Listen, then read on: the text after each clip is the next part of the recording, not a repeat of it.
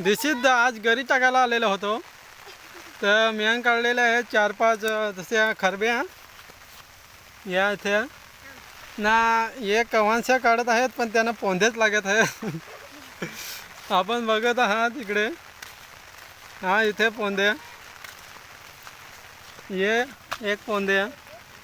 बारकासा आणि यो मोठा पोंध्या काढलेला आहे यो ध्रुव्या